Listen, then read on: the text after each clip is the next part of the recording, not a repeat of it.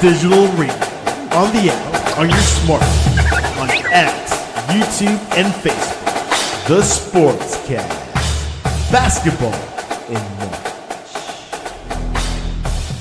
The Donut Bag presented by The Sportscast.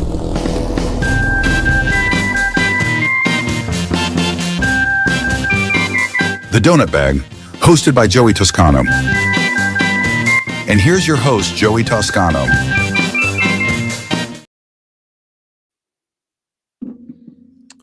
We're actually not on Twitter. Well, considering all the problems Twitter's had today, I'm not surprised. Yeah, really. Let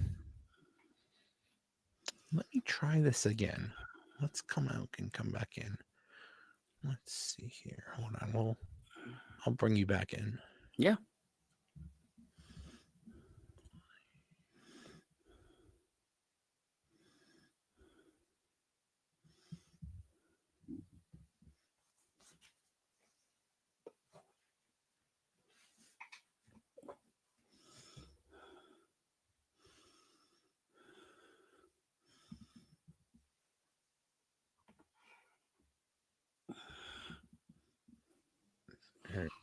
Me, okay. Are we?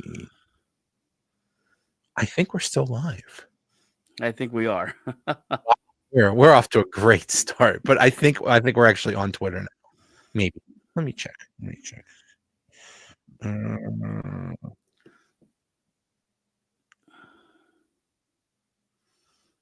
No. Oh well. Oh no, wait. Nope. Okay. Yeah. Twitter's broke. Forget it. Yeah. Or it's been all day. YouTube. So, okay. Well, yeah. Let's just get started. Okay. Welcome to the Donut Bag podcast, part of the Sportscast Network. Welcome to everybody joining us live. If you want to join in on the conversation, join us on the YouTube channel. And while you're there, please like and subscribe. That's the YouTube channel is, if you search Joey Bag of Donuts VN7F, you can find that. And what a day. Let's start with the unfortunately saddest news. Let's talk about Craig Wolfley. We just found out today that Craig Wolfley passed away. He was only 66, gone way too soon. For those not familiar, he played with the Steelers for, I believe, 10 years in the 70s and 80s under Chuck Noll. And then he went into the broadcast booth. He did broadcasting, and his brother, I believe his name is Ron, did commenting for the Arizona Cardinals, and they sounded exactly alike. You would have thought they were twins or something like that. And his other brother did commentary for WVU. Oh wow! Yeah. Oh wow! Yeah. So it was like it was a family thing. Yeah, he played from the Steelers, I believe, from 80 or 81 to 91. Then finished out his career in the Vikings. But he was also, I don't know if a lot of people realize, but he finished fifth in the world's strongest man competition. So he was, one of those guys that was in that too. But the thing about him was his kindness, and I was sharing a story with you, back at training camp this past year, and we went to dinner, and it was with me, him, and another person, and the waitress says, "Okay, I'll take you to your seats," and she has the menus. We didn't get to our seats for like 25 minutes, because eventually I kind of got there. But Craig, everyone knows Wolf. Hey, yeah. Wolf, how's the team look? Hey, Wolf, what do you think about this? Hey, Wolf, and he would oblige. If you wanted anything signed, if you wanted to talk, if you wanted a selfie, where some of these guys, and rightfully so, they're kind of protective about their, privacy and whatnot, and sometimes to have the back end of the restaurant or a private room reserved, or that wasn't Wolf. And two things with that, Joe. I remember saying to him, "How do you ever eat?" And he said, "Oh, I eat." And he said, "I'm the king of doggy bags." And found that funny. But we never really stray into politics or religion on this show, which I don't think anybody would tune in and expect it. But the one thing I'll say, whether you're faithful or not, his faith was undaunted. He lost his brother. He lost Tunch. There's a lot of reasons for him to give up on his faith, and he never did. He was very faithful to the end. He was in a men's prayer group. Now, I did a men's prayer group with Tunch a few times, but then I guess he was in there a few times. My friend David would go to that prayers group with them. And as you said, he went to your church, but he never, ever lost sight of that. And I think that helped him with how gregarious he was and how open-minded he was and how willing to talk to whether it was my son Liam at a Chuck Noll event or to my family or to whatever. It's just the way he was. It was hard to see that he died today. It was emotional to get that. So sad. Yeah. 66 is just way too young to go. Mm-hmm. I think it caught everybody by mistake. I mean, he was just working, the Steelers games a couple months ago. And it sounds like he had a cancer diagnosis, I think just a couple weeks ago or something like that. And sometimes it happens. Sometimes it's just, F cancer, as they say. Sometimes it just takes a hold of you so quickly, and it's you don't have a chance. So just so sad. You think about that too, Joe. And I mean, he's been part of a pantheon of great. We had him and Cope and Tunch. He came on board when Tunch left the sidelines and went up into the booth, right? And then Craig's on the sidelines. And I mean, the two of them together. I can't tell you how many charity events we did with them, with him and Tunch together. And I mean, it was like, whatever you want to say, Ponch and John, or, whatever, Batman and Robin, whatever kind of duo you can think of, almost knew what the other one was thinking. They picked up on it, and they'd have, funny things. And I remember it was so funny, and the players loved him too.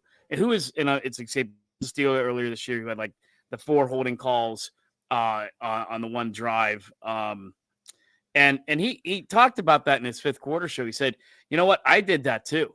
I think it was 49ers.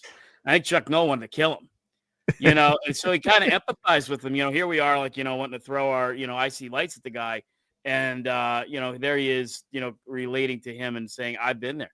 I held like 3 times on one play. It cost us like 60 yards in the drive or whatever it was. Well, that's why when like he would champion people that were kind of the underdog, because that was him. I just saw a clip today of he was a guard and for some reason, because of injury, he had to play tackle one year, and he was not the tallest guy. And he's like, I'm going against guys that are like a foot taller than me. And I mean, they could just like put things on top of my head if they wanted to. I mean, they're laughing at me, and he held his own. And I think like, like people like Dan Moore, who just got a big deal today. But everybody was down on, and like he would support people like that because he knew what it was like. Yeah. But even up until, unfortunately, even his older years, like I remember doing a couple of pictures I have with my brother-in-law and I and him, and he's got you put your arm around him, and I mean, he's just is built like you couldn't believe, like a brick, what house, that they always say. I mean, he was always strong. His hand was huge, big, strong hands, but the most gentle guy. And, I had to step away a little bit this morning because I got the news. And it was just like, I texted you. I said, Joe, did you hear? And you had, and I mean, just, Tunch had been ill for a while. He knew it was coming. Yeah. And I think Wolf struggled seeing him go through that, but was there for him. And for Wolf to turn around and however long ago it was to be gone in a matter of weeks is just shocking to all of us. And he was one of those guys, one of those old school throwbacks that had a personality. For some reason, the announcers and the commentators now are not allowed to have personalities. They're supposed to be very bland. And he would just, come up with the craziest sayings and the way you said it, brother. And it was just so, so entertaining. Yeah. The imagination. It was just so entertaining. And it's just sad that like we won't have those kind of people anymore. For some reason they have to be very bland and not stand out. Well, there'd be times where because life is life, and you can't always be in front of a TV to watch a Steeler game. And I've been many times in the car with my wife and son, and they're listening to the game, and they're probably not as in tune to a Steeler game as I am, but he would say something and my wife would giggle, or my son like, what did he say? It's like it's the thing like Mike Lang. And when you talk about Mike Lang and losing him and Wolf so close together, I mean, Mike Lang, and I remember this, and I know you do, back in the days when the Steelers stunk, or the Penguins stunk, you'd tune into Penguins games to hear him call a hockey game. And Wolf's the same way. He could get anybody that's, whether they're a diehard Steeler Yinzer or just a casual Steeler Yinzer, to pay attention, to laugh, to follow along, to want to listen to more, because of how he did things. Yeah. Yeah. Yeah. Trying to hold together here. Mark condolences to his family, and rest in peace. It was absolutely. It hit hard, because I don't think a lot of us knew, like I said, it seemed pretty sudden. I know on DVE this morning, like, just, their entire broadcast just came to a halt, and they switched from nonstop Steeler talk to just talking about Craig Wolfley, and that's, no, you never heard a bad thing about him. He was just such a great guy. So he will be praised to his family for sure. Yeah. I want to also just real quick shout out to Chris Carter, who is a journalist covering the Steelers, and he just got named to the Post-Gazette covering this. He was with the Post-Gazette covering Pitt basketball and football, and now he's going to be covering the Steelers, and it's kind of his it's kind of a dream come true for him. And he just started he started with nothing. He was just a dude on the internet analyzing film, and he just keeps going up and up, and he just the cream rises to the top, as they say, and he's just so good at what he does. Such a good guy. When he was starting out, and I was starting out this podcast, I just messaged him and said, "Hey, would you like to be on my podcast?" He's like, "Sure. Where do you want to meet?" I'm like, "Well, what do you mean meet? I do this remotely. We're doing this over whatever." He's like, "Let's go somewhere." So we would just, like, once a month, we would just go to Panera or something and just hang out and do a podcast episode. And I'm just so happy for him, because he works so hard, and it's a testament to, if you work hard, you're going to get places, and he didn't do it. He didn't do it like some people do, being outrageous or saying crazy things. He's just hard work, and he's really good with analysis, and it took him places. I'm just so happy for him. Chris, the other thing with Chris too is he would take the shifts that nobody else wanted to take on radio on the weekends. Mm-hmm. And there was a brief stint in my life where, we were just, as all of us have probably been, just trying to put some coins and stuff together. And I was doing some work for a shuttle service on weekends at the Pittsburgh airport. And he'd come on at some ungodly hour at Saturday morning. And so I called in once, and I was doing the Twitter too. It was kind of starting Twitter. And it was right around the start of baseball season. And he was saying, "Give me topics." And I said, what you should do is you should ask everybody who was on their baseball glove when they were in Little League. And it went viral. I mean, it was a huge hit. I mean, he had people calling all day. Stan Savran called in. Stan Savran gave him his, and like Bob Pompiani. And I mean, we just had a great time with it. It was on Twitter. I don't know how many likes it got, but it was like thinking who is on here. And he just went, but that's the thing with Chris, like you said. He went from doing like the graveyard shift radio shows to more, getting more and more recognition and more good time slots. And to see what he's doing now, I love it for him. Couldn't happen to a nicer guy. Yeah. And Locked On Steelers podcast, he does that every day. Vital. It's essential watching for any Steelers fan to find out what's going on. So happy to congrats to him. I think Rod Carew was on my first baseball glove. Ooh, that's a good one. Mine was Eddie Murray. Ooh. So, yeah. Rod Carew, Eddie Murray, and yep. That's a great topic. Yeah, I think like Ron and Stan had like something great, like Johnny Bench or something. Oh my God. Maybe even further, back. But like it was cool to see some people chime in with some older gloves from like the 60s or 70s that they had. So it was neat. Yeah. Let's talk about something that seemed to happen like a week ago, but it was actually less than 24 hours ago. The Steelers trade for DK Metcalf. They trade a second and I believe They swapped 6th and 7th rounders or something like that, and they Mhm. signed him to about 105-year contract for about 150 million, about 30 million a year. Huge deal.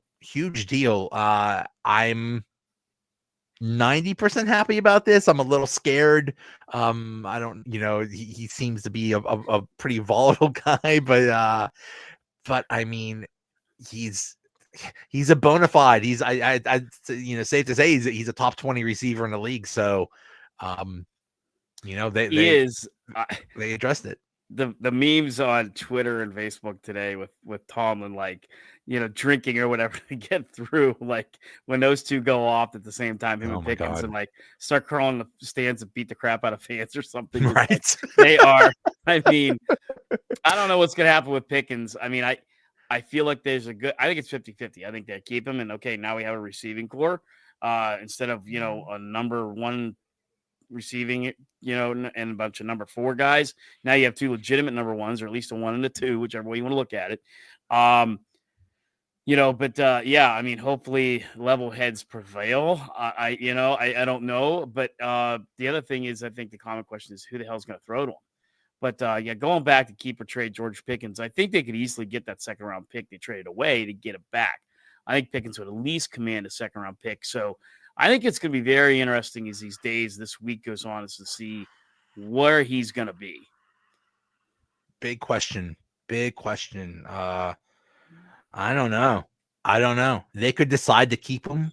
Obviously, they're not going to sign him to a long-term deal, but they could keep him for this year and then whatever, or they could trade him. I don't know. The other question is, how is he going to handle? I mean, we've always said, how is he going to handle this last year? Yeah. I mean, he's been a space cadet, his previous 3 years. How's he going to handle this year? But then now you have somebody on the team that they just gave a huge contract to. So how mad is he going to be about that? Right. And the only thing I always say about him is, like, he's all mad about this and mad about that. Well, he doesn't exactly have the numbers to back it up. Right. And now he can make him, and he's not had a lot thrown to him. I mean, he's been, through how many quarterbacks, but that's the thing where he probably feels that frustration. And, if it comes to the point where they don't trade him, I think he has no choice but to shut up and perform well this year, have a big year, and then he'll be gone. But can that part of his brain where it's like, okay, time to shut up and grow up and mature and just do what I need to do? Or is it going to be just taken over by the volatile, immature kid we've seen for 3 years now? The same one that we got from Georgia, by the way. He hasn't matured since he was at Georgia, where it was an issue. Bringing him to Pittsburgh, he thought he didn't mature at all as a pro. And, here we are.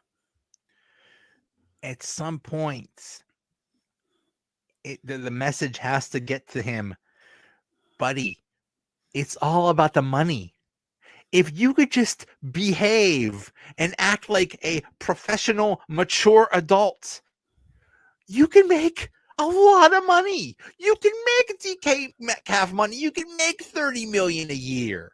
But if you continue this ridiculous, childish attitude and the ridiculous things he does, who's gonna want him? Maybe somebody will, but they're not gonna pay top dollar for him. They're gonna pay maybe half that. You're throwing away millions of dollars with your attitude, dude. Yeah, he could have commanded DK Metcalf money had he performed over the last couple of years, and he just hasn't done that. And again, excuses are excuses. All the NFL guys want to see is, numbers. They want to see, hey, I mean, that would have been the thing. Okay, despite having a revolving rotation of quarterbacks, I still managed to go 9 or 10 touchdowns a year and over 1,000 yards. That would really be something. I could even have bumped him into maybe the most coveted wide receiver right now. But he has none of that, and he chose to feed into the anger, the depression, the cynicism, whatever you want to say. And here he's sitting with average at best numbers and a bad attitude problem that's followed him since college. So he's not very marketable right now. I'm sure he thinks he is, but he's not. I can't believe there are people out there that defend him. They say it's not him. He's not the problem. It's the media. It's the media's fault. that people don't like. I'm like, come on, people. Come on. It's just laughable. But we'll see. We'll see. Maybe, DK Metcalf in many ways is kind of like George Pickens. We've seen DK Metcalf not just like push defensive backs, they get into full wrestling matches. I mean, this is like a normal thing. The difference is he is built. Oh my goodness. He's big. He's 6'4". He will throw you around. I mean, there's oh, go ahead. He was just built like a Greek god. He just muscles on top of muscles. Yeah. He could be in the WWE next week. But yeah, no, he's definitely a guy. They got the receiver that we all had hoped that they would get. So they've addressed the receiving issue, which we said is a glaring issue. There's still a multitude of others that they made some attempt to get to today, but yeah, I think right now the more interesting thing is what are we going to do at quarterback and what's going to go on with Pickens in the next 3 to 7 days. Yeah. Or in the next month or so, with the draft, until the draft. Yeah. So we'll see. I mean, but if they do that, if they do decide to trade him, you're almost at the same exact situation you were a year ago. It's like you have one good receiver and then a bunch of crap. So, I saw, hey, I don't know. We'll see. I mean, it's very early. Maybe Cooper Kupp. I just saw Darius Slayton got re-signed by the Giants. Mm-hmm. We'll see. I'm not sure how excited Darius Slayton is, but oh yeah, well, that's the thing. It's what else is out there. Nation Thompson says, keep GP, let go of Russ. F. Rogers too old. Steelers need to draft quarterback Donovan Smith, is 6'5", 215-pound quarterback from Houston. He's a beast in the next big. But I don't know anything about. I've never heard of this guy. Yeah, I know of him. I mean, well, first of all, the problem here, Nashawn, sorry if I mispronounced your name wrong. Keep George Pickens, okay, but if you let go of Russ and F. Rogers, who's our quarterback? Right. And if you think Donovan Smith's going to step in here right away and be delivering, you're sadly mistaken, in my opinion. Yes, I watched him play 1 or 2 games this year. I'm by no means a Houston Cougars expert, but I'm aware of the kid. I don't think I think he's probably second tier. To Nashawn's point, though, I think we could probably get him in a later round and not have to give up a first-round pick, and he may turn out to be, a special kid. But a lot to see there. I really don't respect the conference that Houston plays in. It's a pretty easy conference. But no, I'd much more, and Joe knows this. I've been saying this since, this past fall. I'm a Jackson Dart fan, and his stock has been rising. And if you can Jackson Dart in the second round, I'd much rather have Jackson Dart than Donovan Smith. But either way, you have, we'll talk about the quarterbacks in a second, but starting a rookie, no matter who it is, that's just not going to happen. Well, it's probably not going to happen. It's probably not going to happen. But here's the thing where, Nashawn brings up a good point is that, and this is where I'm kind of sitting, is whether they bring in Aaron Rodgers, which I'm not a big fan of, or now we're stuck with Russ. Our youngest quarterback would be 37 years old. And I don't care what you say. I mean, I feel like the NFL younger is better. You can add a veteran here or there, but when the leader of your team is either 37 or 41 years of age, I worry about that. And so it's what you have to ask yourself is, are the Steelers rebuilding, or are they trying to win now? And that's where I think there's a little bit of confusion on our identity, because I think I'm in the point where rebuild. So to his point, bring in Donovan Smith in the second or third round, and hopefully he has a shot. But, I don't think you can just get rid of Rodgers and get rid of Russ and just, we're going to start with Donovan Smith right out the gate. If you're totally rebuilding, then you can, but I don't think the Steelers are doing that right now. And they're not going to. They're not. Right. They're not going to be. In fact, it seems like with the moves they're making, getting older people, it seems like they're in win now mode, which is laughable. But But yeah, let's talk about what happened with the quarterbacks. So before today, or we up leading up to today, we heard, well, it's between Justin Fields and Russell Wilson. It's going to be one of those two. And okay, let's see what happens. And it seemed like they were leaning toward Justin Fields. But as time went on and as we got closer and closer to today, we still didn't get a deal done. And the Steelers wanted to get one. And they didn't. Go ahead. The Jets are saying now, like, technically they don't have to release him until Wednesday. So that's what the Jets are saying now, and the Steelers wouldn't be able to make an offer to him until Wednesday. So that just came out. Russell Wilson? Aaron Rodgers. Aaron Rodgers. So I don't know why the Jets are doing that. Like, I don't see the big need for that, but, you can do that until Wednesday. So it looks like the Jets are playing games a little bit. I think a couple reports were out there. In fact, it seemed like Big Ben let it slip this afternoon on the Pat McAfee show. I was watching that a little bit while I had some lunchtime, and he said that, well, he understood it, that Aaron Rodgers has an offer on the table and Steelers are waiting to hear back. Well, that tends to be probably not true. I'm not saying Ben was lying, or maybe he misheard, but until the Jets officially release him, they can't make an offer to him. So, you're right. I mean, we're still here. We're not sure what's going to happen. And yeah. But it's just, this whole dynamic with Justin Fields is fascinating. What happened last year, that they bring in Russell Wilson, and then Kenny Pickett says, screw you, trade me. And so they trade him, and they end up with Justin Fields. It's like, oh my God, we got Russell Wilson and Justin Fields. This is crazy. But it was Russell all along. Everything was all about Russell Wilson, pole position, blah, blah, blah. Even when Russell Wilson got hurt, it was still all about Russell Wilson. Even when Justin Fields went 4-2, it was still all about Russell Wilson. And I think that bothered him. And it sounds like even now, the Steelers were not totally committed to him.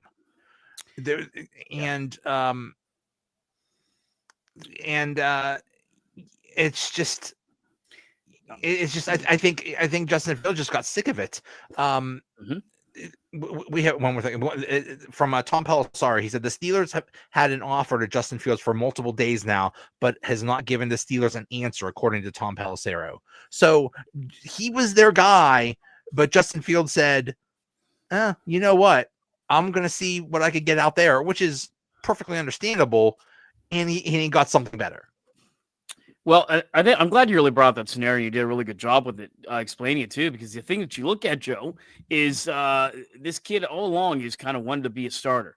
He kind of played himself out of Chicago with all of the multitude of turnovers, comes to Pittsburgh, maybe has a fresh chance. Looks like it's good. We're not sure. We're going to bring in Russell Wilson.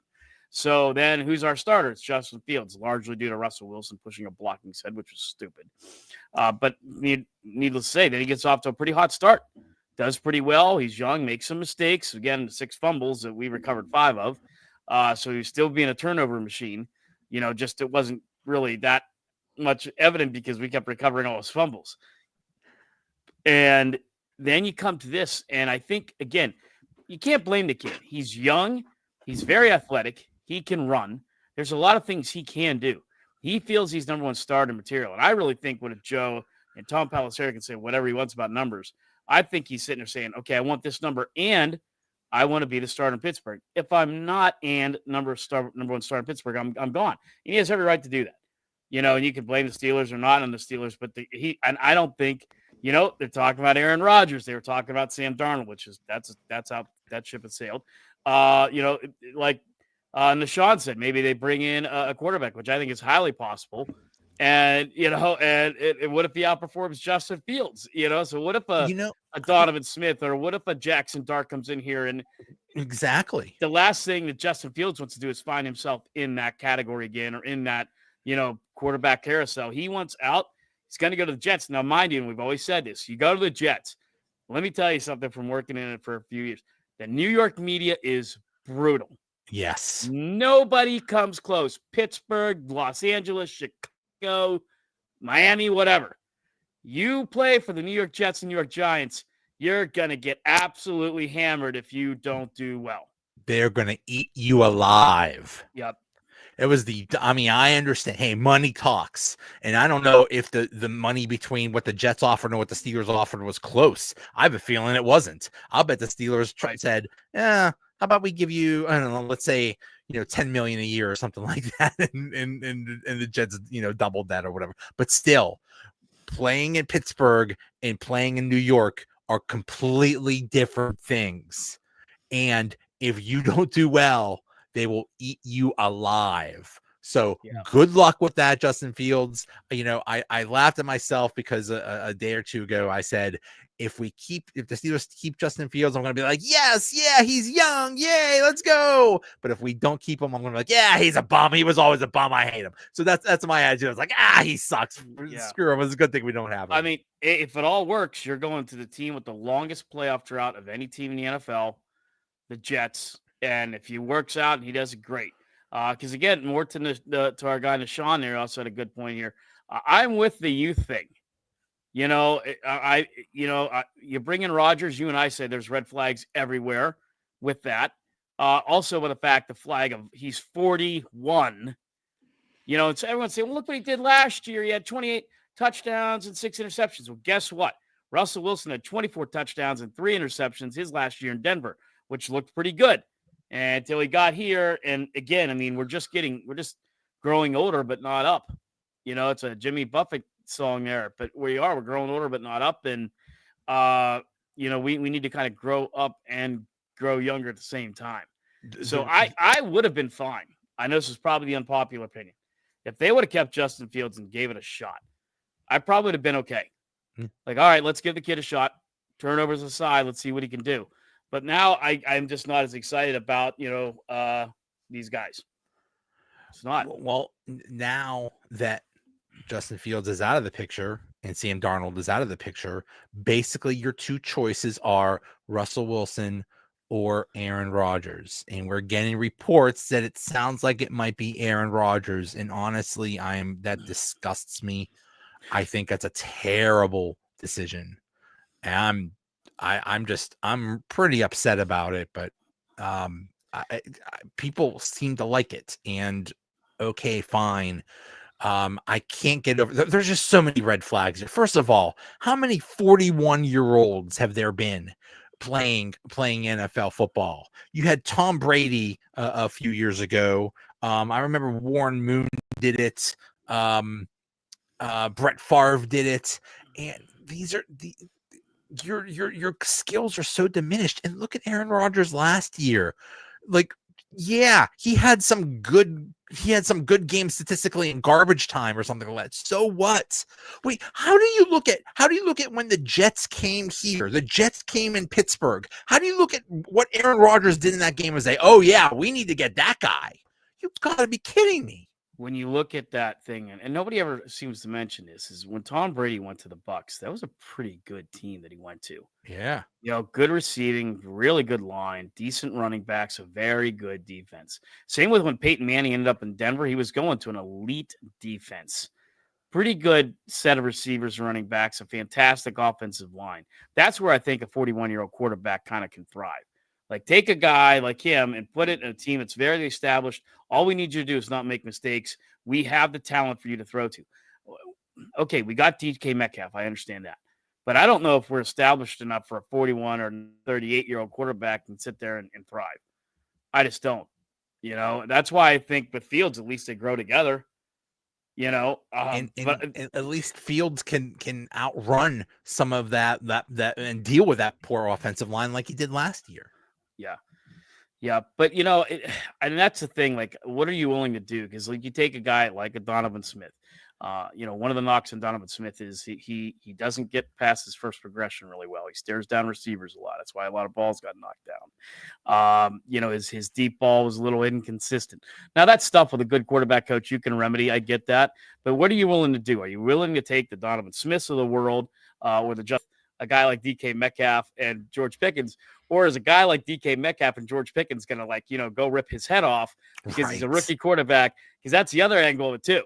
right? To Nishan's point, the other angle is DK Metcalf and George Pickens are not going to do well by week 5 if the balls are sailing behind them and over their heads, and like they got to bring in a rookie quarterback. So the Steelers have put themselves in a very awkward position with all this quarterback carousel. This is just all a result of everything that's happened for like the past 5 years. Warren Sharp, who is a brilliant football analyst, he had an article today that said basically the Steelers screwed up by not having a proper Ben Roethlisberger succession plan. They got their only succession plan while he was playing was Mason Rudolph, and we saw how that turned out. Right. Then it was Kenny Pickett, and we saw how that turned out. And now look where we are. We are in quarterback hell. We are trying to get scraps and 37-year-olds and 41-year-olds, and maybe they'll release Kirk Cousins, or maybe, hey, let's go get Danny Dimes. I mean, we are in quarterback hell right now, and it has the potential to destroy the entire season. What destroyed the entire season last year was them not getting a wide receiver. Well, what might destroy it this year is them not getting a quarterback. We've said this, and I'm not trying to pat ourselves on the back. We've been saying this for a few years now. Even when Ben was ending his career, we're going to be in Terry Bradshaw part 2 if you don't fix this. And here we are going right through the plethora of quarterbacks that came and went after between Terry and Ben, and that's what you can't do. Like, not that you could do it in the 80s and 90s. You kind of could get away with a decent running game and an average quarterback. In this day and age, with how prevalent passing is, you can't F up the quarterback position. And and I saw somebody else put this on today, like they're like the Pirates right now of management quarterbacks. I mean, it's badly mismanaged, and who knows? But I can tell you this, whether we get Aaron Rodgers this week or whatever, if Aaron Rodgers or Russell Wilson's our starting quarterback going in week 1, I'm not that thrilled about that. It's either way. Either way, even if we had Justin Fields, that's not an ideal scenario either. We're just in quarterback purgatory, and we're hoping it gets better in 2026. And we're hoping it's like, well, the draft is here, so maybe we'll draft someone. Well, yeah, if you're non-Catholic, if you want to know what purgatory is, this is it. We're not exactly quarterback hell. We're not in quarterback heaven. So we're kind of in quarterback purgatory now. And what did Paulie want to say to Sopranos? You add up all your mortal sins, you divide that by 6, and that's how many years you spend in purgatory, whatever he said. That was a great episode. But that's what it is, I mean, I guess right now we're in there 5 years, multiply that by 5. I don't know. But we're there, and that's where I am a little bit more intrigued by who could we draft. It's a mediocre to above average quarterback draft. It's not great. It's not awful. But I think you could easily swing and miss in this quarterback draft. Easily. You got to do this right. There are a couple guys that could work out. But, again. Okay. You said something perfect. It's easy to swing and miss. So you know what you do? You keep swinging. You keep drafting. I say draft a quarterback every damn year. And I'm not talking about in the first round or something like that, but I'm talking about in the 3rd round or the 4th round or something like that. You never know. Look what the 49ers did with the 49ers are the exact example of how crazy it is to pick a quarterback. They traded 3 first-round picks for Trey Lance. And then they just happen to pick a guy in the 7th round, and he happens to be really good. We just don't know, but just keep swinging, and you might hit something. Yeah, no, it is. And I mean, like I said, there's a lot of guys out there that you might just strike gold, like the Patriots did. I hate to say it, like the Patriots did with Tom Brady, right? I mean, you could strike gold. Will any of these guys be another Tom Brady? Hell no. But if they're mildly in, decent enough to get you there, then you might, So yeah, I mean, I guess that would be me thing. I'd be moving on, Joe. If we get Aaron Rodgers, great. Now I'm kind of interested to see who we can get to draft, and what that guy could be capable of. Either way, either way, I mean, the question is who's going to be your starting quarterback, but the other question is who's going to be your number 2? Is it going to be someone they draft? Is it going to be Danny Dimes? Is it going to be who knows? Who knows? You know, who it could be. Most likely it's going to be someone they draft. So and if you have a old man, a crippled old man, either way, either one of them as your starting quarterback, there's a pretty good chance you're going to get to that number 2 quarterback. So whoever they get as number 2 is almost as important as they get who they get as number 1. Well, and I think that's where you and I kind of definitely fall in that place. And I think some of our listeners are probably our age, but we have a decent amount that are younger. I can't tell you guys, that's how it felt when we drafted Ben. You know, Joe knows I covered college football back then. I got to see Ben play at Miami of Ohio, and I knew he was special. You know, I saw him many times. I remember saying to my dad, which I didn't really often do, we need to get that guy. And when they got him, I don't want to, if you want to call it unprofessional, I'm like jumping up and down. I'm like, this is the next guy. And, you know, as the story goes, he did a very good training camp. Everything that was pedigree about him was being shown on the field, training camp, locker room wise. The guys started liking him real well, you know, right away. And when Tommy Maddox got hurt, and Ben comes in and they go 15-1, and, you know, I mean, the rest is history. Maybe he stayed around too long. You could argue that, and I'd accept that. But, you know, that's the kind of guy that, you know, you're kind of hoping that they get, that you just can't ignore the amount of talent that's sitting on that bench. And, you know, when he comes in, not that Ben have a great first year. No, I think he threw 13 or 16 interceptions, and, you know, they had a defense that could make up for that. But yeah, that's the kind of feeling you want to get when you're drafting a quarterback. And I don't know if any of these guys strike me like that coming into this draft, but we'll have to see. Yeah. The other thing about Aaron Rodgers is not only do we not know how he's going to be on the field, there's so much baggage with him. First of all, last year with the Jets, he decided not even to show up to minicamp. Right. Didn't show. And, you know, it's like he half-assed that. Then there's a whole thing with the McAfee show, where basically every time, you know, every week he's on there saying God knows what.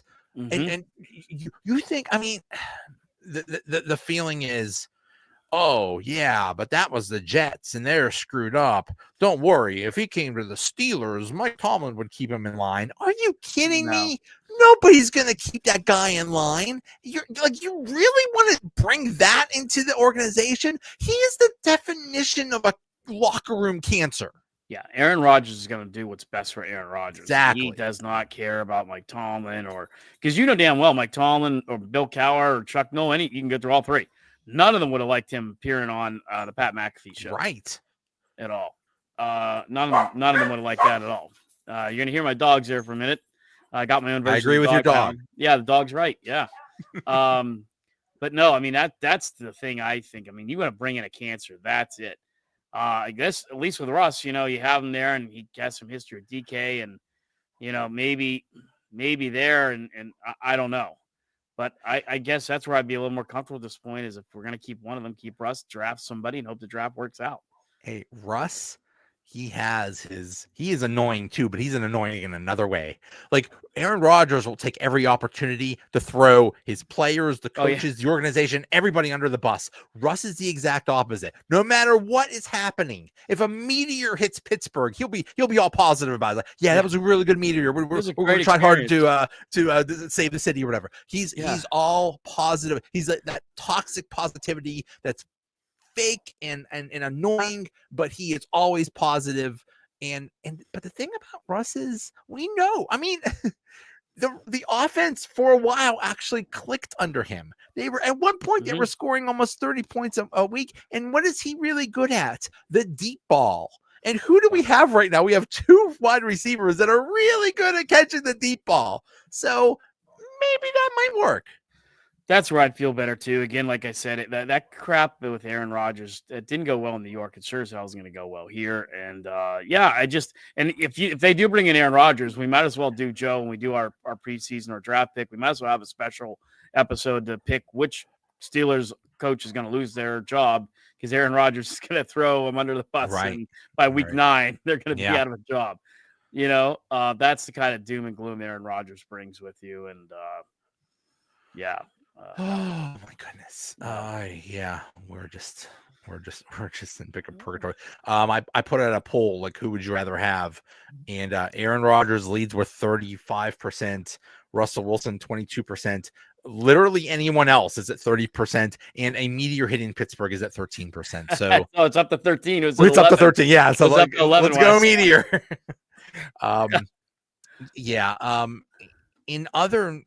In other free agency news, apparently they're getting Darius Slay. Maybe not. They did. I think they got him. Darius Slade has had a great year with Philly. He was part of that defensive backfield comeback. But again, they're getting older. He's 34. He's 34. Right?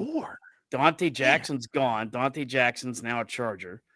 And you can say what you want about Dante Jackson's game, but he did pretty well in the nickel package. He did pretty well covering, wide receivers. He made some picks. I thought he did great for what we got him for. I would like to have seen him hang on to him at 29 and build on defensive backfield, whether he's a depth guy or whatever.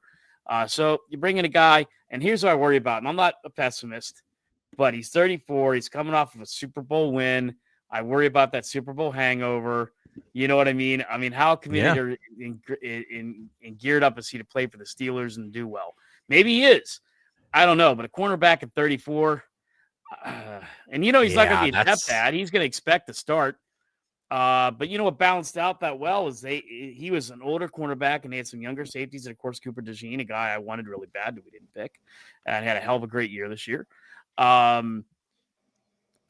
I don't know. Not overly excited. It's a decent ad, I guess. Can't be too picky, but at 34 as a cornerback in the NFL, not jumping up and down. There were other cornerbacks available. I don't understand why they chose him. I don't know. That's an odd one.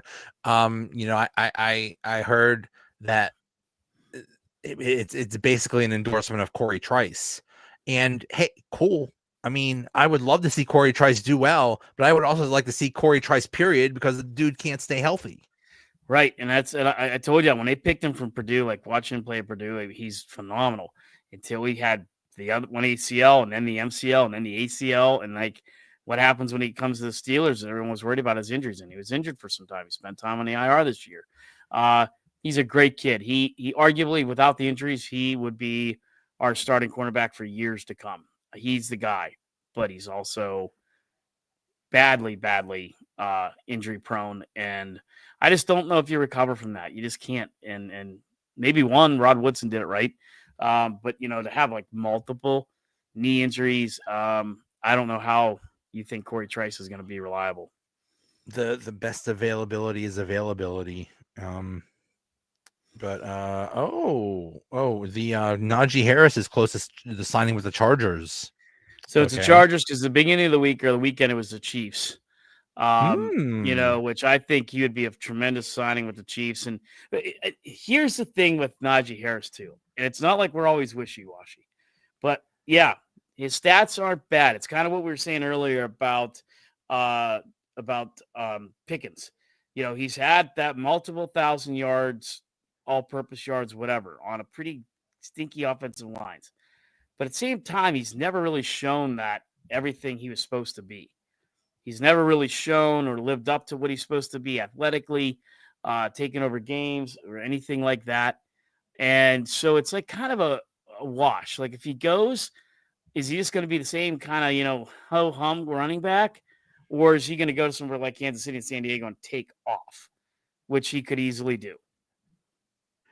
He was never he never lived up to that first round billing. He's slow, and that's the problem. He's a power back, and that's cool. He would thrive in an offense that just needs a power back occasionally.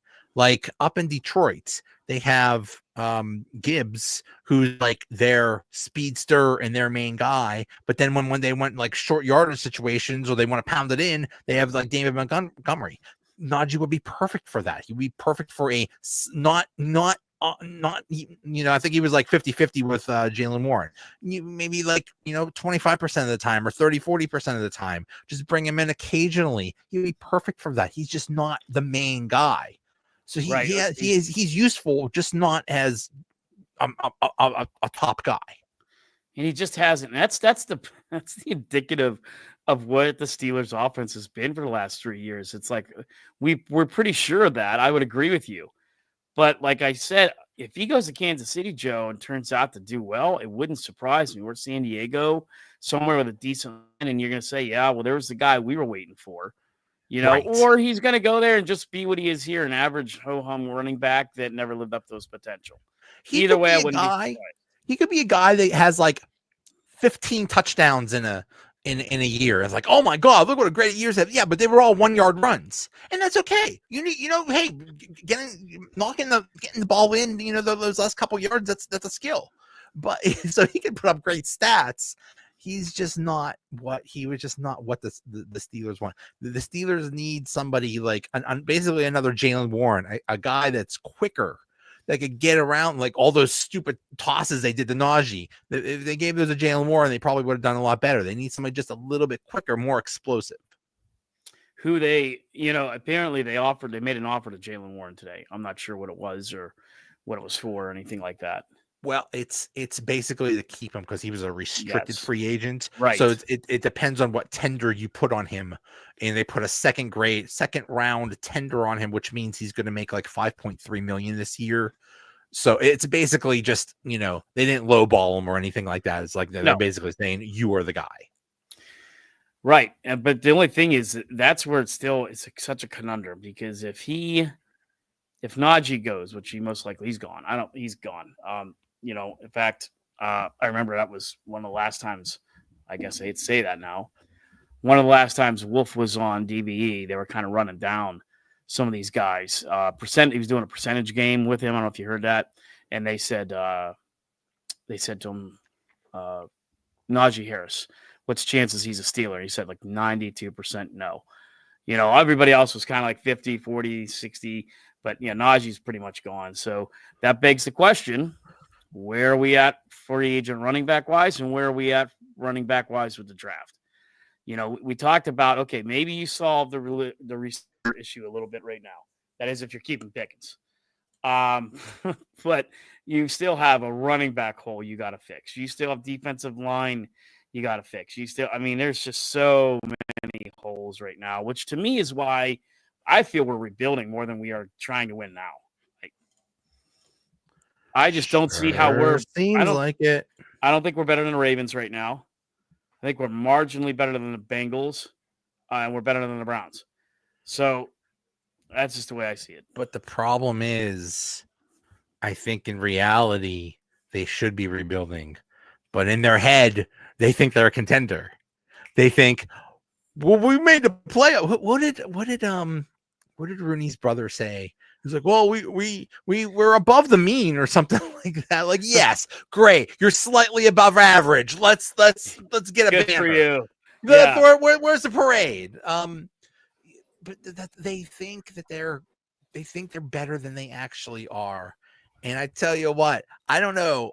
This is a crazy thought, but I think quarterback is actually the most important position on the field. And if you don't have a quarterback, you're kind of screwed. So this could be a really interesting season, and not in a good way. Which is why I think, and thank you, Nashawn, for the nice comments there. Which I think to Nashawn's point is now you're starting to look at the Donovan Smiths of the world, because this is why these quarterbacks all go early, because people are taking flyers on them or doing whatever they can. Because look what the Bills did. They just locked up, basically, Josh Allen for life. But yeah, we are, we're now in that divot of not knowing who our QB is, what our future is. To me, even if you do bring in Aaron Rodgers, it's just a temporary fix. I don't see him taking us to the Super Bowl. Right. CBS put out a thing today. The teams with the best winning percentage over the last 10 years. Who's number 2? Steelers. The Steelers. Chiefs which for depressed one. the hell out of me. Chiefs for one. But guess what? Chiefs have 3 Super Bowl trophies to show for that. The Yeah. Eagles are 6th. I think they have yeah. 2. The Patriots are 8th, and they have 2. So, you can have all this winning percentage, but what really counts is the Lombardi sitting on top of that bar graph. What's that playoff percentage? Yeah, right. Right. Um, What do you think about Nishan's comment here on the offensive line? Well, that's a great point, Nick Sean. Okay, so he says Steelers need a new offensive line and a new defensive scheme. Okay, let's talk about the offensive line, because actually, besides the all the needs, the line is the most important thing, the offensive line and the defensive line. And it's all about the offensive line. If you have a good offensive line, you could get away with a Russell Wilson or even an Aaron Rodgers. But if you don't, I mean, look at last year. Last year, the offensive line in the middle of the year played pretty well, and Russell Wilson played pretty well. And then what happened in those last 5-6 games? Offensive line got worse. Pickens got hurt, and Russell Wilson just went straight to hell, and the team went straight to hell. But they think they have a line. They address the line. They spent a first-round draft pick on a left tackle. Well, hopefully this year he actually will be a left tackle. They spent a first-round draft pick last year on a right tackle. They drafted a center and a guard, and hopefully Sayamalo gets better. But they think they have the line, and that's it. If they're right and the line gets better, the offense will get better. But if they're wrong, if Broderick Jones is a bust, and if Fautanu, is still hurt or isn't that good, they're screwed. So this is all about the line, basically. It is funny to think that the line might be one of the strengths if everything works out. They are young. They would be the youngest starting line in the entire league this year if all those guys play. And that is something to grow with and grow on. There are some ifs there. But you're hoping the pedigree comes to light here, like Fautanu and the other guys work out to what they were for a first-round pick. Center looks good. In fact, God bless him, Wolf was huge on our center. Really big on him, was giving him nicknames. Wolf liked you if you got a nickname. So we call him Morgantown Mauler. Morgantown Mauler, yeah. And he liked him, and I think he'll only grow. He could be the next great Steelers center. So I think there's a lot to look at with the offensive line. I actually feel for the first time, Joe, we can kind of wait on the offensive line these first 3 or 4 rounds.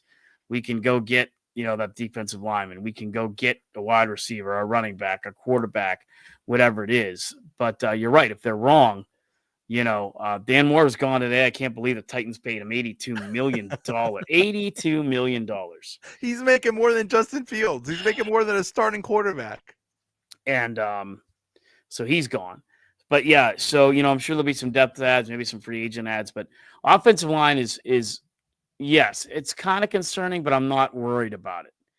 Now defensive scheme, because there's a lot in Deshaun's comment here. I would agree. I'm concerned about it. I think they're working on a contract with Watt. I'm hoping that the new guy they brought in, which he did in Dallas, will move Watt around, which you and I have been calling for years, Joe. Yeah. But Dante Jackson's gone. Darius Slay's here. I don't think you'll see Cam stay around. Sutton, I think he'll be gone. Yeah. Are you going to give Beanie Bishop the start that he deserves? Because he sure as hell earned it last year, and you benched him for no reason. So, yeah, a scheme for sure needs to be looked at, and they need to figure out what the heck they're doing. I mean, Terrell Austin, again, this has got to be you can say what you want. Well, Tomlin makes the calls. Well, it's either Tomlin or Terrell Austin's fault. And if this defense sucks this year, again, then someone's got to be on a chopping block. Yeah. I don't think Tomlin should have been brought back anyway. I'm not a Tomlin guy, but, Terrell Austin is, hasn't been very good. Defense has not been what it needs to be. They don't blitz, and that's the problem. I think Terrell Austin's specialty is the secondary. So I hope they bring in like a consultant or something like that, because when it was What's this guy? The guy that that became the defensive coordinator in Minnesota. That was here for a year. His name's escaped me too. From Yeah, Miami. when he was here, they were designing some great blitzes, but yeah, they need to move TJ Watt around. But speaking of TJ Watt, we had a development with Myles Garrett. I wish it was one of my things that I really want to get is the $1 million belt. I think we both made that comment. Everybody has a price. Everybody's got a price.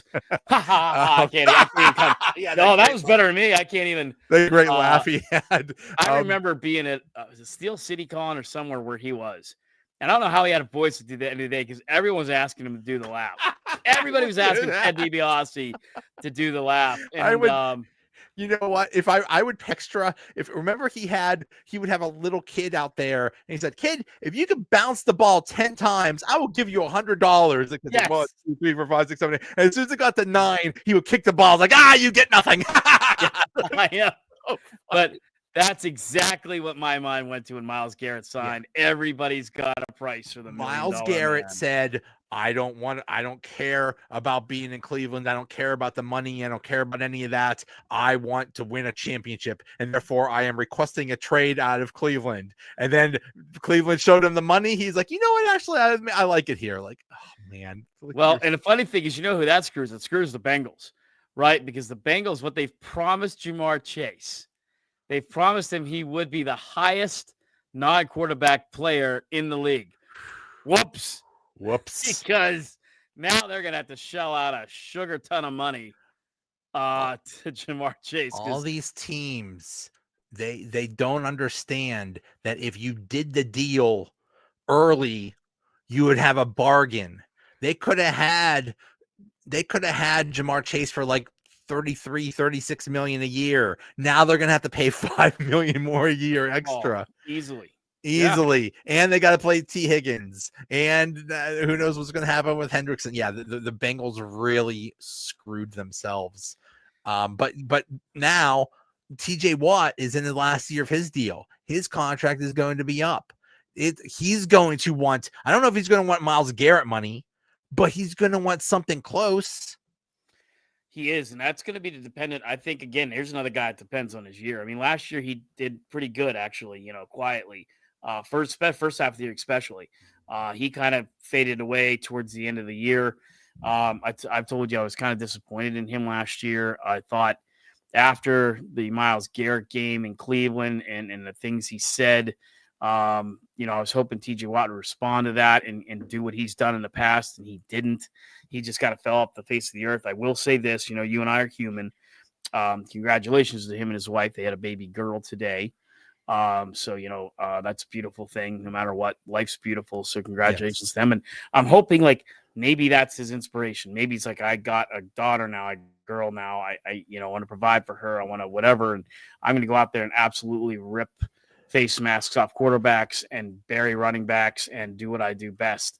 So sometimes maybe there's no inspiration like a child to kind of get you back to where you need to be and, go out and earn it. Go out and make the Steelers pay you the money, or be a very valuable trade commodity. I'm not sure whichever it's going to be, but from what I understand, TJ Watt, yes, the thing I heard about Myles Garrett is he's all about the stats. I heard a Browns fan say that Myles Garrett, he when he demanded a trade, that like. Oh, this Browns fan said, Myles Garrett is never going to miss games. He's never going to hold out because to him, the stats are everything. He loves his stats. He doesn't care whether whether the team wins or loses. He just cares about his stats, and obviously he cares about money. So, but TJ Watt desperately wants to be. Yeah, I think TJ Watt is all right. Like if he retired today, he would be considered a Steelers legend, and he would be in the Hall of Honor, someday. Oh, yeah. But it kills him that he hasn't even won a playoff game. he sees what it's like when the 10th anniversary of the Super Bowl comes in, or the 50th anniversary of the Super 70s Super Bowl teams comes in. He's like, there is something different about those teams that win championships rather than just players that were really good. He wants to be someone that wants to win a championship, and he wants to win it in Pittsburgh. So I doubt that he's ever going to. I think he's a Steelers lifer, but he is what 30 something, however old 31, he's right? He's not exactly young. Right. So, but still, if you're going to sign him to an extension, now you're paying almost $40 million for the guy.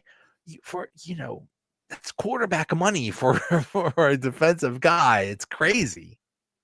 Well, and here's the other thing too. And yeah, he's 30 years old. He'll turn 31 this season. I think the other thing that he's seen what happened to his brother JJ, right? JJ arguably considered probably the best defensive player from 2009 till 2020 or 2019, a 10-year span. Nobody was better. He has nothing to show for it, playing for a crap Texans organization at the time. And, I think everything you said is right up until the end. I think he's turning 30, right? I mean, I could see him pulling like a Ray Bork, dig up that reference, and saying, you know what, I got to get a Super Bowl trophy. I'm going to go to Philly, Kansas City, Detroit, whatever it may possible. Be. I could see him doing that because I think he really wants that Lombardi. I think he would like to do it in Pittsburgh, but that's the thing too, is are we rebuilding or are we building to win now? And if you want TJ Watt around, you're probably trying to build now to do that. Right.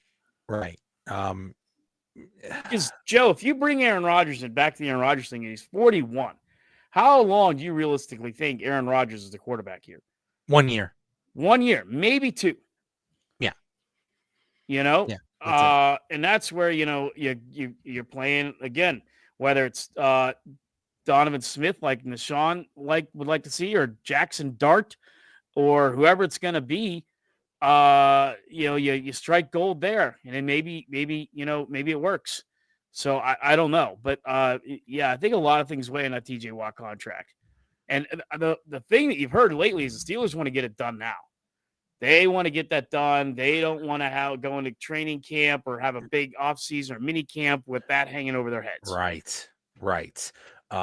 Because traditionally what they do is they do it like toward the end of training camp. Mm-hmm. I don't think you want that. I don't think you want. I think you just want to hammer this out, get that destruction out of there. His wife's name is Danny. And they wrote on social media, worth the wait. She wrote, "Welcome to the world, Blakely Marie Watts." I was hoping they would name the baby "Screw You, Myles Garrett" Watts, but they went with Blakely Marie. So, right. Congratulations to the Watt family. Yeah. Well, there'll be a bunch of brown stuff in a diaper, so it kind of.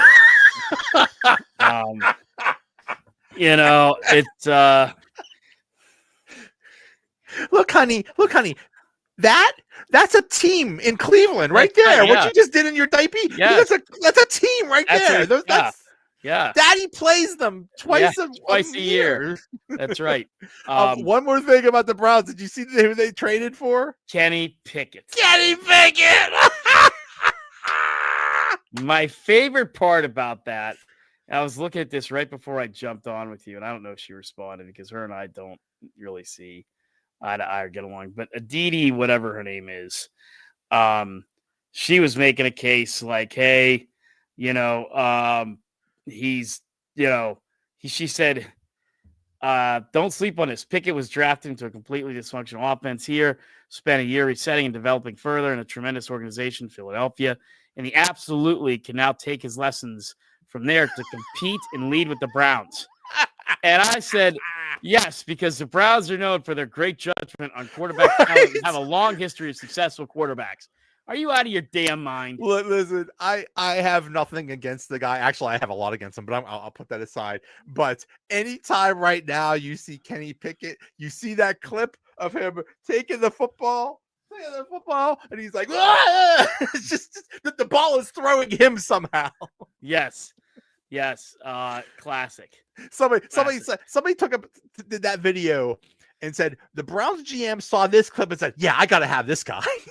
Yeah, I gotta have this guy. Yeah. Yeah, no, Kenny Pick. That's just the Cleveland. That is Cleveland Browns. Imagine a Browns Steelers game with Kenny Pickett as the starting quarterback. Makes for good drama, doesn't it? TJ Watt would have maybe 10, 15 sacks in one game. You could have the entire Browns team, the entire Browns offense trying to stop him, and he would just pick them up and throw them aside just so he could get to Kenny Pickett. Yeah, but I mean, the other ways we don't want to think about this, but I'll say it. But the drama is like, hey, Kenny Pickett's in there, and those Pitt diehards are going to be like, if he throws 3 touchdowns tonight against the Steelers, they're going to love it, and right. So it does make it all the more interesting now that they're playing Kenny. Well, who knows where Kenny Pickett will be in that whole thing? I don't even know. I mean, it's the Browns. Well, who knows how this is all going to work out? I mean, in theory, the plan is they're going to draft a quarterback, which is funny because I mean, there's really only one good quarterback in the first round. But hey, whatever. I'm sure the Browns will figure that out. But so they'll get somebody. So Kenny will probably be the backup, but. I'm so excited. I'm excited about that. About who the Steelers quarterback is. I'm not excited at all, but I'm excited about playing Kenny Pickett. No. So yeah, it's that was an interesting one. Probably at least for us, the most interesting non-Steeler trade of the day. But yeah, I mean, it was an interesting first day, and it's going to be an interesting week to come. It was absolute craziness. Kind of stunk that the Twitter was down for a good part of the day. Stunk that we couldn't live stream our thing on Twitter, but it's just it's exciting. It's just the NFL, they know how to do it. They know how to do entertainment. They really do, better than anybody. And here we are with days to go and a lot of big names out there, and it'll be interesting to see where some of these people go and what they get. And one of the interesting things left out there too, and again, I mean, old or younger, like the Rams have already said, if they can't make a trade with Cooper Kupp, they're going to put him on waivers on Wednesday. Well, did the Steelers go pick up Cooper Kupp? And, some of the Inzers are going to lose their mind saying, oh my God, now we have DK Metcalf and Cooper Kupp. Well, okay, you're not getting him 5 years ago. You are getting him a little bit older, but I think Cooper Kupp can still be. I think so too. A good option. And see, my theory, and this is I've said this for a while now. Omar Khan saw that he screwed up last year by not having enough wide receivers. So this year he's going to be like, I'm going to have all the wide receivers. So I think we're not done yet. I think DK Metcalf is just at the beginning. I think we're gonna have like 4 or 5 pretty good wide receiving options. Yeah, because there was a lot of talk going into the weekend that a lot of people were certain Steelers were going to bring in Christian Kirk because they pretty much almost did until he broke his collarbone like that week, and then that deal was off like it was cold as could be. And I was thinking, well, I'm not going to be jumping off the roof if we get Christian Kirk. I guess anything is better than what we had last year. Right. Okay, anything. But Christian Kirk, like, now you bring in Cooper Kupp and DK Metcalf, I'm going to be presently happy with that. Yeah. That's a definite improvement. Christian Kirk, I think, would have been a slight improvement. Cooper Kupp and DK Metcalf's a major improvement. Yeah. Yeah, for sure. Just no Danny Dimes. I do not want to see. No. I don't even want to see. I don't even know if I want to see him as the third string quarterback. Danny Dimes is like the dollar store version of Justin Fields. He's not. Yeah, he's not even Dollar General. He's Dollar Store. Yeah. Right. Yep. Oh, all right. Well, all right. Thanks everybody. Thanks. Hi, Sean. Thanks sorry if we butchered your name. But thanks for everybody for joining. Thanks, Darren. We'll catch you another time. Thank you, Joe. Always fun. We'll see you. Take care.